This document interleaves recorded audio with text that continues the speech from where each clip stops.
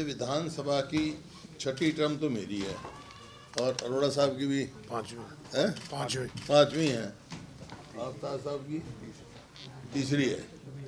लेकिन जिस प्रकार से अब के बुलडोज किया गया है बहुमत के उसमें, विपक्ष को मूक दर्शक बनाने का प्रयास किया गया है।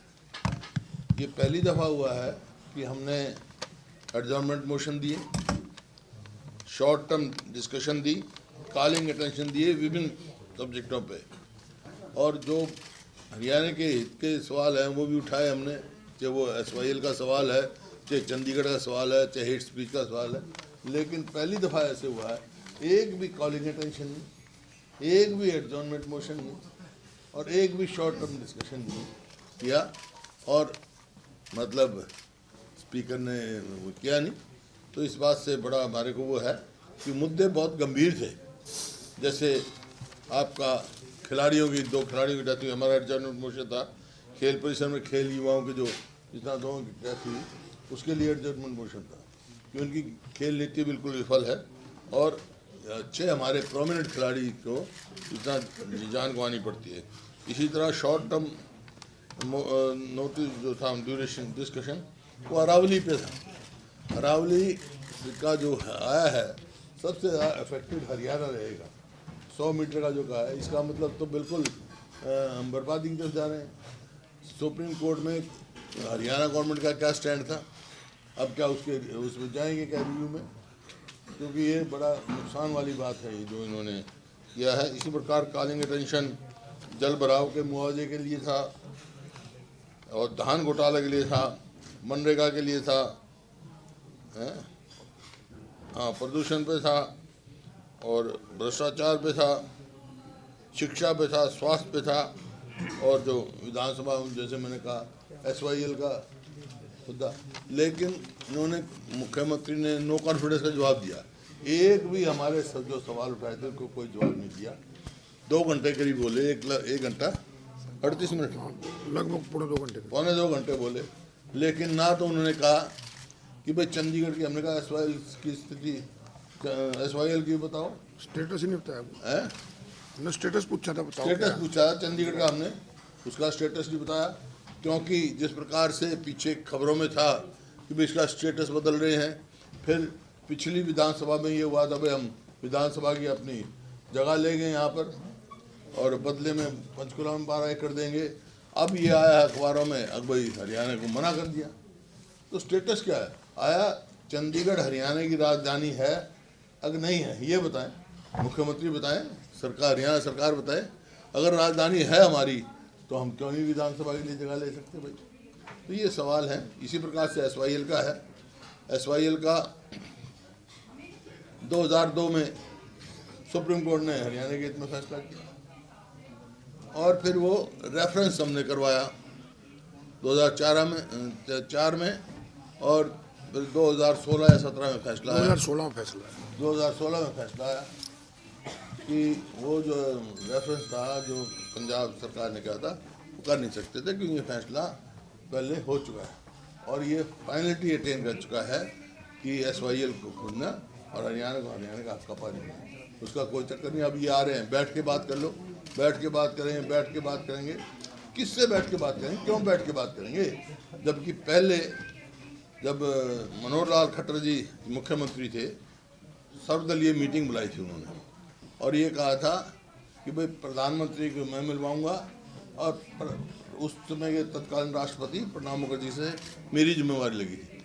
राष्ट्रपति जी से तो मिलाए हम, प्रधानमंत्री से आज तक नहीं मिले। उनकी जगह गृह मंत्री आए थे, उस मीटिंग में मैं था जब वहाँ सुप्रीम कोर्ट के जो वकील, उनसे पूछा गया कि भाई इस पर कोई हुआ है, उन्होंने कहा ये ऑर्डर फाइनलिटी अटेन कर चुका है। फिर हम किस बात की बात करें, किस बात की इंतजार करें, हरियाणा के हितों की सुरक्षा रक्षा करने में ये सरकार विफल हो। देखिए सर, आपका जो अविश्वास प्रस्ताव था उस पर एक लंबा जवाब जब मुख्यमंत्री दे रहे थे, उनका कहना था कि कांग्रेस के लिए जवाब किस बात का दिया, SYL का दिया उन्होंने, चंडीगढ़ का मामले का स्टेटस उसका जवाब दिया, कोई भी किसी दान घोटाले का दिया, दान घोटाले का जवाब दिया, तो इसी जो मुद्दे हमने उठाए थे उसका कोई जवाब ही नहीं दिया। वो टनल बताते रहे 1 घंटा टनल कौन सी टनल खोदी भाई ने? हरियाणा में कौन सी टनल खोदी है? मेरी समझ से बाहर है। आप मुख्यमंत्री की स्पीच निकाल के देख लो, अगर एक सवाल का जवाब भी दिया हो, एक का भी, आप स्वयं वहाँ थे, स्पीच निकलवाओ उनकी, अगर एक भी हमारे सवाल का जवाब दिया किसी का ध्यानाकर्षण प्रस्ताव मंजूर नहीं हुआ, लेकिन इसको कैसे देखते हैं आप? सुप्रीम कोर्ट ने जो अरावली को लेकर कहा है, 100 मीटर की जो डेफिनेशन एक्सेप्ट की है, नहीं, सरकार को वो करनी चाहिए, उसमें रिव्यू में जाना चाहिए। हैं रिव्यू में जाना चाहिए। ये हरियाणा के हित में नहीं है, हरियाणा के लोगों के हित में नहीं है, और ना ही अरावली के हित में है। सर लोग कह रहे हैं वहाँ माइनिंग बढ़ जाएगी। सर हुड्डा साहब कह रहे हैं माइनिंग बढ़ जाएगी। ये क्या क्या नुकसान ऐसे होंगे सर प्रदेश को, जो लगता है कि इस तरह का 100 मीटर तक वो जाएगा तो वहाँ जंगल ही खत्म हो जाएगा, पहाड़ी पर खत्म ही हो जाएगा पहाड़। और ये जो प्रदूषण है, पोल्यूशन और ज़्यादा होगा। अच्छा सर, अरावली के मुद्दे पे आप कह रहे हैं कि सदन में भी सीएम को जवाब देना चाहिए था, इसको आप कैसे देखते हैं? इतना देना चाहिए था भाई। हरियाणा सरकार का क्या स्टैंड था और क्या स्टैंड लेने जा रहे हैं हरियाणा के? मैं ये कह रहा हूँ, हरियाणा के हितों की रक्षा करने में सरकार विफल है, चाहे SYL हो, चाहे चंडीगढ़ हो, चाहे अरावली हो। तो ये सरकार का ये जो ट्रेंड चल पड़ा है कि विपक्ष को अनुत्तरित करने का, और तो क्या, अब इसके खिलाफ क्या स्ट्रेटेजी रहेगी? मूक दर्शक बनाने का प्रयास है। उसके लिए, उसके खिलाफ हम आए ना, आप लोगों से उम्मीद रखते हैं इस बात को उठाएं। प्रजातंत्र का एक मजबूत अंग आप भी हो, मीडिया है, आपकी जिम्मेवारी बनती है। क्या हो रहा है पहले निकाल के देख लो, कभी ऐसा हुआ हो तो? नहीं, ये लोकसभा में भी ट्रेंड चल पड़ा है, किस चीज़ का? लोकसभा में भी जो है विशेषाधिकार हनन का प्रस्ताव जो उन्होंने मुद्दे उठाए, और वो जो मनरेगा नहीं, लोकसभा में सब जो है मिलता है, कॉलिंग अटेंशन आती है, एडजमेंट आती है, लोकसभा में पूरी कार्रवाई होती है। 4 सीटिंग में एक भी कॉलिंग ना आना पहली बार। सीटिंग हो, पूरा सेशन, विंटर सेशन निकाला, एक भी कॉलिंग ना, एक भी कॉलिंग अटेंशन ना हो, एक भी एडजमेंट ना हो, एक भी शॉर्ट टर्म डिस्कशन ना हो, ये अनहर्ड। हुड्डा साहब स्पीकर कह रहे थे कि आपने सारी बातें जो काम रोको प्रस्ताव है उसके अंदर पूछ दिया, मैं इसलिए पूछा तो आप उन्होंने कह दिया कि मेरा फैसला सुना लिया। अभी सुना आपने कौन सी बात का जवाब दिया? स्पीच निकाल के हमारा यही तकलीफ है। हमारा जवाब तो दिया ही नहीं, ना SYL के बारे में दिया, ना अरावली की चर्चा करी उन्होंने, ना चंडीगढ़ की चर्चा करी, और बहुत सारे मुद्दे जिनके 10-10:30 बजे तक सर उस दिन विधानसभा चली। क्या आप मानते हैं उसका निचोड़ प्रोडक्टिविटी क्या देखते? भाई वही बात हुई। अब तो पूरी रात करते रहो, टनल कहाँ क्या बन रही है बताते रहो, क्या मायने है उसका? मैं कह रहा हूँ हरियाणा की हितों का सवाल है, SYL है, पानी का मुद्दा है, राजधानी का मुद्दा है, लॉ एंड ऑर्डर है, उनकी चर्चा करी। क्यों कंसर्न क्यों नहीं है सरकार के इश्यूज पे? अगर आप कह रही है इश्यूज हैं, जनहित की सरकार नहीं है ये, सरकार मुद्दों से भाग रही है। मुद्दा ही नहीं है इनके उसमें, विषय ही नहीं है इनके, जो कि जनहित का सबसे पहला विषय होना चाहिए सरकार की संज्ञान में। सर जो वंदे मातरम की चर्चा चल रही थी, तब भी कांग्रेस के विधायकों से जो हंगामा किया गया, निकाला गया, कांग्रेस विधायकों को बाहर निकाला, वंदे मातरम को लेकर चर्चा चल रही थी, हंगामा काफी हुआ। तो निकाला गया, नेम किया स्पीकर ने, लेकिन नेम तो इस वास्ते किया ना कि वंदे मातरम की आप चर्चा है, नाम किसी का ले रहे हो। अरे वंदे मातरम तो जो कॉन्स्टिट्यूशन असेंबली है, संविधान में यकीन जिसका भी होगा, संविधान किसने बनाया? संविधान सभा ने बनाया ना, उसने ही राष्ट्रीय गीत को अडॉप्ट किया। इसको किस बात का क्या सवाल है, क्या चर्चा का विषय है? आपके विधायक के खिलाफ प्रिविलेज मोशन भी लाया गया, प्रिविलेज मोशन आया, क्या करेंगे? वो तो प्रिविलेज कमेटी में जाएगा, देगा। वैसे उन्होंने स्पीकर साहब, मैं बताता हूँ, एक मिनट, स्पीकर साहब को उसको सुनना चाहिए था। उन्होंने किसी का नाम नहीं लिया, उन्होंने कहा कि पहले अभय सिंह जी कह रहे थे कि दुष्यंत ने विनोद शर्मा की जेब में हाथ डाले, उन्होंने अपनी तरफ से नहीं कहा। तो ये उनको समझने में दिक्कत रही है। मेरे ख्याल अगर वो उसकी बात इंदुराज की वहाँ सुन लेते तो शायद ये मामला वहीं खत्म हो जाए। प्रिविलेज कमेटी में आएगा मामला, सफाई देंगे जो जिसकी जो बात देंगे। तो इस बात पे क्या है, हमने बार बार आग्रह किया कि जो है ना, तो रेजोल्यूशन की कॉपी दी हमारे को, रेजोल्यूशन कॉपी पहले देनी चाहिए थी, हम देखते हुए क्या है, लेकिन ये कॉन्करेंट लिस्ट में नहीं है। इलेक्टोरल रिफॉर्म्स जो हैं पार्लियामेंट के, स्टेट लेजिस्लेचर के, प्रेसिडेंट के इलेक्शन के, वाइस प्रेसिडेंट के इलेक्शन के, केवल जो है इलेक्शन कमीशन जिम्मेवार है। वो यहाँ डिस्कस नहीं कर सकते, ना तो डायरेक्शन दे सकते हैं इलेक्शन कमीशन को, ना और कोई कार्य कर सकते, ना सुझाव दे सकते। समझे ना। तो ये मामला है। और जो यहाँ बात कह रहे हैं इलेक्शन कमीशन में भी वोट दर्ज थी, हम तो जवाब इलेक्शन कमीशन से मांग रहे हैं। जो राहुल जी ने कहा कि हमने जो कहा वो इलेक्शन कमीशन को जवाब देना चाहिए, ना कि इनको। गद्दी छोड़ने की बात तो सरकार से ही कह रहे हैं ना। हैं? वोट तो गद्दी छोड़ का जो नारा आप दे रहे हैं वो गद्दी कब छोड़ने की का है बात आज? तो सरकार से है। कोई बात ही नहीं है, आज तो रेजोल्यूशन की आज बात हो आज रही तो है। रेजोल्यूशन की बात थी। अंडर रूल रेजोल्यूशन की बात 84 थी। जो रेजोल्यूशन एक्सेप्ट किया। स्पीकर का कहना है कि काफी डिटेल स्टडी के बाद इसकी भाषा को और पूरे सब्जेक्ट को हमने मंजूरी दी। मैं बता रहा हूँ ना भाई, जब हमने कहा हमारी बात तो पूरी सुने, तब ये कहा, जब हमने ये यहाँ तक आग्रह कर लिया कि भाई मेरा व्यू है, हमारा व्यू है, आपका व्यू है, इनका व्यू है, एजी से बात कर लो, कंसल्ट करो। तो एजी को क्यों नहीं बुलाया गया? एजी को बुलाते, कानूनी राय ले सकते, लेते हैं भाई यहाँ हो सकता है डिस्कस किया। हमारे हिसाब से ये हमारे डोमेन में नहीं है। बताओ आप।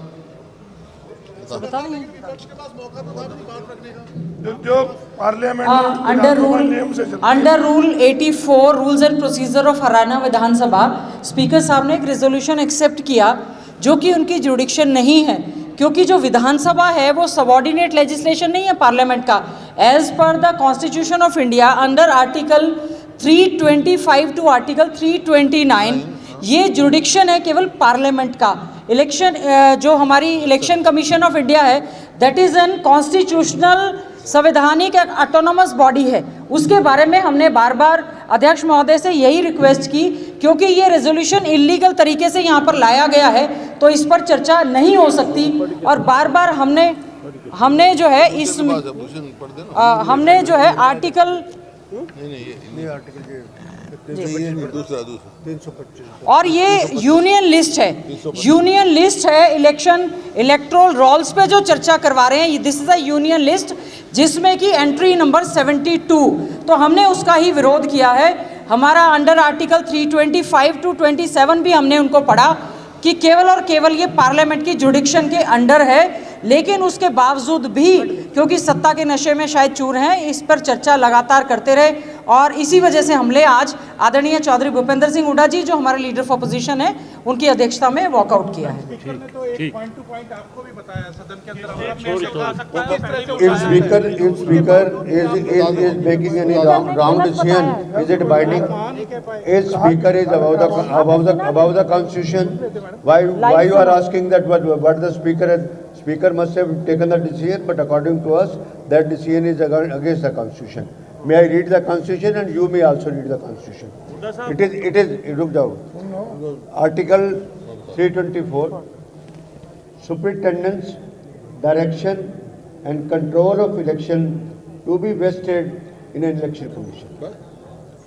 The superintendent direction and control of the preparation of the electoral roll, because उनके वर्ड जो है ना, जो रेजोल्यूशन लेके आए हैं उनके जो एमएलए हैं कश्यप जी, उनमें लिखा है कि इलेक्शन रोल के रिफॉर्म्स के बारे में हम डिस्कस कर रहे हैं। रिफॉर्म्स की तो स्टेट गवर्नमेंट को कोई पावर ही नहीं है, कुछ नहीं है।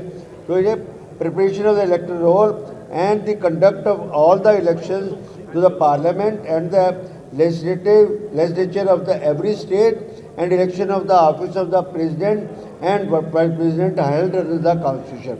This resolution moving 84 that itself is illegal. Secondly, under section 21 of the People Representation Act 1950, बेशक वो पढ़ लें, हमारे सत्ता पक्ष के साथी वो पढ़ लें, उसमें इलेक्टरल रोल को रिवीजन की पावर, उसके बारे में इलेक्टरल रोल कैसे बनेगा कैसे नहीं बनेगा, वो सेक्शन 21 1950 की एक्ट कहता है। इसलिए दोनों power central government election commission पे बेस करती हैं। That's why this assembly has no power to put any dictate or put any suggestion or otherwise also that how election commission should behave. Resolution table भी नहीं बता किया। Sir, अगर BJP के सदस्यों के भाषण की बात करें तो कौन से पॉइंट थे जो ज्यादा आपको लगे कि ये इस हमने सुना रेजोल्यूशन का जो है इलेक्ट्रल रिफॉर्म्स का है, वो स्टेट सब्जेक्ट है ही नहीं, वो तो सेंटर का सब्जेक्ट है। ये नहीं है इलेक्ट्रल रिफॉर्म्स नहीं हुए हैं, किसने किए अब तक? रूल्स बने हैं, इलेक्शन कमीशन ने किया। पहले मशीन से नहीं होता था, मशीन से शुरू हुआ, कोर्ट में केस गया और 2013 में ये कोर्ट ने फैसला करा, वीवीपैट लगाया। अब और कोई आगे इम्प्रूवमेंट मांग रहे हैं तो इलेक्शन कमीशन का काम है, नॉट द स्टेट असेंबली। सरकार में जब आप वॉकआउट करके बाहर आ रहे थे हुड्डा साहब, उस वक्त विपिन गोयल ये कह रहे थे कि 2029 में भी साफ कर देंगे, वोट चोरी की बात करेंगे। चलो उनको तो कहो, उन्होंने जो कहा था रिग्रेट कर दिया। नहीं, उन्होंने ये 2029 में वोट चोरी की बात आप कर रहे हैं, वापिस ही ले लिया आपने, रिग्रेट कर दिया तो उसके बाद फिर करेंगे। सरकार का ये दर्शाने की कोशिश थी कि वोट चोरी जो है वो नहीं हुई है, और आप अब मैं तो कह रहा हूँ, और इसी वास्ते इलेक्शन कमीशन से हम जवाब मांग रहे हैं, राहुल जी ने भी मांगे, लेकिन इलेक्शन कमीशन ने कोई जवाब नहीं दिया। हरियाणा के बारे में सबसे पहले हमने कहा कि 7% का वोट एनहांस किसी स्टेट में दिखा दो। 5 तारीख को 61% होता है, और 6 को 65.65 और 7 को 67.90 और 68 हो गया। 7% एनहांसमेंट पॉसिबल नहीं है डिजिटल, या तो ये इनके मशीनें खराब हैं या क्या है। साहब यही बात कहने के लिए इतना बड़ा प्लेटफॉर्म मिल रहा था तो कांग्रेस क्यों नहीं इलेक्शन बगैर इनका परव्यू नहीं भाई, चलो इनका डोमेन नहीं है। बिल्कुल क्लियर करता हूँ, हम किसी हालत में कोई चर्चा से नहीं भागे। चर्चा जहाँ मर्जी कर ले, हमारे सामने कर ले, प्रॉपर रेजोल्यूशन लेके आए। That is the way, resolution लेके आए। आप ये बात करो कि हम चर्चा से बोले हमारे पास इतने जवाब है कि ये सरकार चोरी की सरकार बनी हुई है। बात खत्म। इलेक्शन कमीशन को जवाब देना चाहिए, और रिफॉर्म्स इलेक्शन कमीशन करेगा। This is not our domain. साबित हो जाएगा। जल भराव पे लगाए थे, क्राइम पे लगाए थे, जिन चीज़ों पे काफ़ी कॉलिंग अटेंशन लगाए थे जो हरियाणा के जनहित के मुद्दे थे। एक सिंगल भी 4 सीटिंग में स्पीकर ने 4 सीटिंग में सिंगल कॉलिंग अटेंशन कांग्रेस का नहीं लगाया, जो कि मुख्य विपक्षी दल है। इसीलिए पहला वॉकआउट किया। जो समस्याएं हैं, क्राइम की समस्याएं हैं, अरावली वाली का मैटर है, जल भराव की समस्याएं हैं, डीएपी की समस्या है, किसानों के मुआवजे की समस्या है, जो हरियाणा की मुख्य समस्याएं हैं, उनके कॉलिंग अटेंशन स्पीकर साहब लगा नहीं रहे। सरकार उनसे चर्चा में भाग रही है बिना किसी इशू के। कभी वंदे मातरम ले आते हैं, कभी SIR ले आते हैं। जो मुख्य समस्याएं हैं, उन मुख्य समस्याओं से भाग करके ये लोग SIR, जो कि संवैधानिक नहीं है, इस सदन में चर्चा नहीं की जा सकती। ये बात है।